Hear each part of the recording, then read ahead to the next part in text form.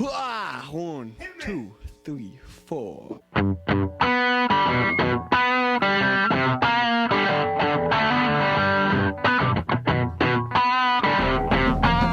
All right, we're grappling with the text of the 8th commandment today. We looked at the text of the 8th commandment last week, so we're looking at the Large Catechism. Hey, Pastor Wolf, you're there. Why don't you give us some Luther on the 8th commandment? You got it. Now, remember what the 8th commandment is? You shall not give false testimony against your neighbors. What does this mean? We should fear and love God so that we do not tell lies about our neighbor, betray him, slander him, or hurt his reputation, but defend him, speak well of him, and explain everything in the kindest way.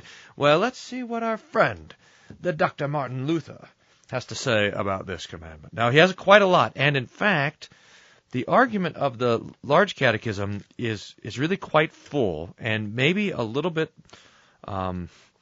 we can't get into the fullness of it in the grappling with the thing, so remember to go and download your copy of this, or get this. Remember this thing? Woo-hoo-hoo. But we're going to take a look at a few major excerpts. Now, the first thing is this quotation, which is really quite wonderful, and it reminds us that the commandments tell a story. The ordering of the commandments, and 1, 2, 3, and this, that they're related to each other. That the first commandment, the second and third grow out of the first. That the fourth, the 5 through 10, grow out of the fourth, and the first grows out, and that they're connected to each other. So Luther begins by saying, over and above our body, what's that? 5th commandment. Spouse, 6th commandment. And temporal possessions, you shall not steal. We have yet another treasure, namely honor and good report, the illustrious testimony of an upright and unsullied name and reputation. So that the 8th commandment is protecting our name and reputation. Now, we need all of these things, body, spouse, temporal possessions, name, and reputation, to exist in human society. In fact, G.K. Chesterton somewhere, I was looking for the quotation but couldn't find it. G.K. Chesterton talks about how the basis of human society is the word, namely the ability to make a promise, which is, do you see that that's a word built upon a person's name, that we can trust that the thing that they say is true. And that goes down to every time we write a check, every time we sign a contract, every time we put our name on something, every time we take an oath, we are making a promise, and this becomes the foundation of civil society. So it's not enough to have body, spouse, and temporal possessions. You have to also have a good name, see, which we cannot dispense. For it is intolerable to live among men in open shame and general contempt, if your name and reputation are sullied. Therefore God wishes the reputation, the good name, and the upright character of our neighbor to be taken away or diminished as little as his money and his possessions. In other words, not at all. That everyone may stand in his integrity before wife, children, servants, and neighbors. So to have integrity, and also then to protect the integrity of our neighbor. Now, to have a good name means first that we have to act according to the good name, and then that we live amongst people who can protect that name by being tellers of truth. So, in the first place, we take the plainest meaning of this commandment according to the words, thou shalt not bear false witness, as pertaining to the public courts of justice.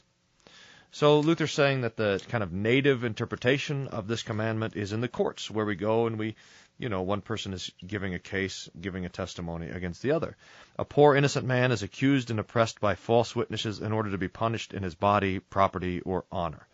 Body, property, or honor. Now, we remember this. This case, the most grievous case of all, is when Jesus, with his robes on, stood before Pontius Pilate, seated in his throne, and Pontius Pilate heard the testimony of the people crying out, he's a blasphemer, he's a lawbreaker. They were bringing in people before the courts, before the false court they had in the middle of the night to give false testimony against Jesus, and none stuck until Jesus finally gave testimony of himself and said that he will see the Son of Man coming on the clouds. So Jesus endured the false testimony of neighbors, and this is what this should remind us about. Now, the Lord intends for there to be always truth. Now, we got a lot of stuff to talk about here, so let's keep going. So after the courts, it has to do especially with witnesses and court telling. We're going to skip that second part and go to the third part in the third place, What concerns us all is this commandment forbids all sins of the tongue, whereby we may injure or approach too closely to our neighbor. So you can strike your neighbor with your hand, fisticuffs, with a sword, but you can also strike him with your tongue. For to bear false witness is nothing else than a work of the tongue. Now, whatever is done with the tongue against fellow man, God would have prohibited, whether it be false preachers with their doctrine and blasphemy, false judges and witnesses with their verdict, or outside the court by lying and evil speaking. Now, notice here that Luther is taking the Eighth Commandment, which has a very specific home in the courts of justice. This is what a courthouse looks like, of course, with its pillars. That doesn't look so secure, does it? Anyway, and he's expanding it and saying not only does it have a place in the courts, but it also has a place in our homes. It has a place in public life as one person talks to another. And it has to do with truth, that we, with our tongue and our mouth, are speaking those things that are true. This should be just a simple point, is that Christians are truth tellers. Here belongs the particularly detestable, shameful vice of speaking behind a person's back and slandering, what we call gossip, to which the devil spurs us on, of which there would be much to be said. For it is a common evil plague that one prefers hearing evil to hearing good. Now, this is something that's worth meditating on. Why is it that we delight to hear evil more than we hear good? Bad news travels around the world while good news is still tying its shoes, we say. And although we ourselves are so bad that we cannot suffer that anyone should say anything bad about us, but every man would much rather that all the world should speak of him in terms of gold, yet we cannot bear that the best is spoken of about others. So when one person is talking about someone else, we want to hear the best things about us, and we want to hear the worst things about other people. The Eighth Commandment reverses that we speak well of other people, not only to them, but about them, that we're lifting people with our words, that we are lifting people up, that we're putting the best construction on everything, that we're putting people on a pedestal in order to protect their reputation, so that we're not dragging people down with our words, but we're, again, encouraging people. Next extends much further. If we're to apply it to spiritual now, maybe I got this out of order. Maybe this is the second one. I can't see. You guys will have to go back to the original, see if I got it out of order. It extends very much further as if we are to apply it to spiritual jurisdiction or administration. So not only does it have to do with the courts and with neighbor speaking to neighbor, but the Eighth Commandment has to do also with the church. Here it's common occurrence that everyone bears false witness against his neighbor. For wherever there are godly preachers and Christians, they must bear the sentence before the world that they are called heretics, apostates, seditious, desperately wicked miscreants. Besides, the word of God must suffer in the most shameful and malicious manner, being persecuted, blasphemed, contradicted, perverted, falsely cited, and interpreted. But let this pass. For it's the way of the blind world that she condemns and persecutes the truth and the children of God, and yet esteems it as no sin. It's a virtue to assault the word. Now, this sounds like it could have been written today as we read the newspaper. But remember, the things are the same yesterday, today, and tomorrow. And Luther, man, just can't get rust on his words. Two more quotes. But the way in this matter, now Luther's going to talk about what happens when one person sins against someone else. You know, what happens if we want to protect our neighbor's name, but that neighbor does something bad? Let's say that they come into your house and they steal away your turkey. I'll just draw a picture of a man stealing a turkey here real quick. Everyone will be able to see what that is. And he's looking back and he's worried and he's running away.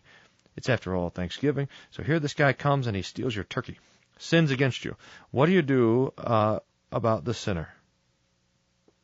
The true way in this matter would be to observe the order in the Gospel, Matthew 18, where Christ says, "If thy brother shall trespass against thee, go and tell him his fault between thee and him alone." Step one. If someone sins against you. Now notice, this is really interesting, that Jesus puts the onus on going to talk to the person who sins on the person who's sinned against. We say, no, they should come talk to me and apologize. No, Jesus says, you go and talk to them. Talk to them alone. And the reason that you do this is that you're trying to protect their reputation. that before you make public their sin, you try to make amends.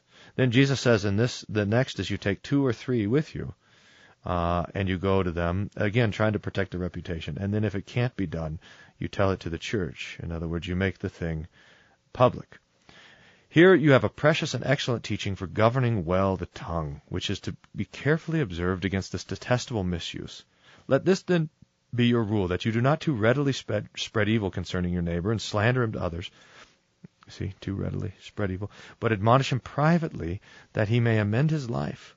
Likewise also, if someone report to you what this or that has done, so that means if you hear gossip, and we say, why does the Lord let me hear this gossip? Well, why? Is you teach him, the gossip spreader, too, to go and admonish him personally. So you send the person gossiping back to talk to the person, and if they can't do that, then they can't do anything at all. If he has seen to himself, but if not, he has to hold his tongue. Now, a lot of times this commandment and the 8th commandment get taken out of context and applied. What's talking about here is private sin, and it's applied to public sin. But Luther's going to make a distinction here, and this is pretty important.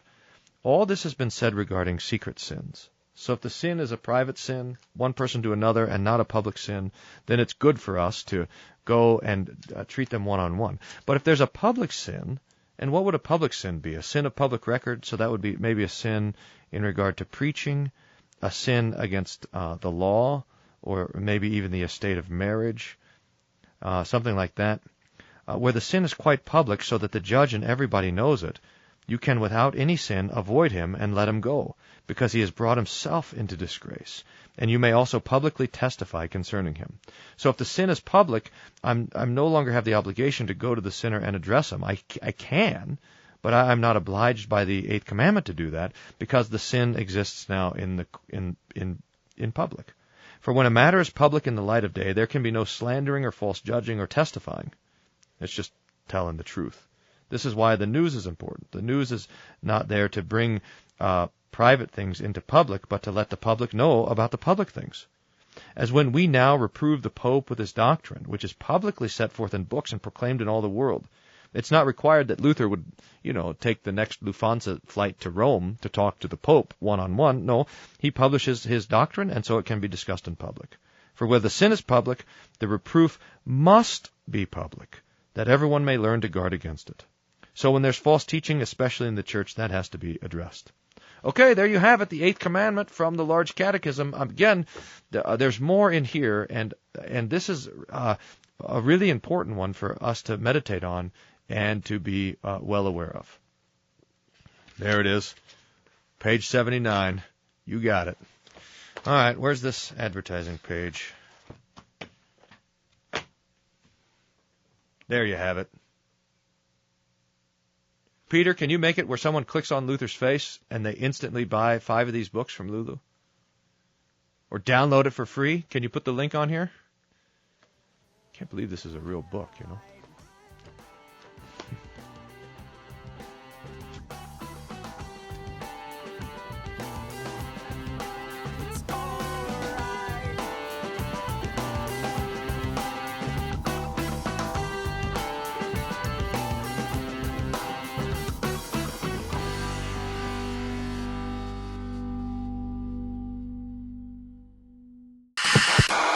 Worldview Everlasting is solid, Christian, and free because it is viewer-supported. Your monthly gift of $5, $10, or $25 is the reason that we can continue to improve and expand these tools for online Christian outreach and discipleship. To make a one-time donation, sign up for the Lutheran Ninja Clan regular giving, or to find information about how to put Worldview Everlasting in your congregation's budget, click Donate Now.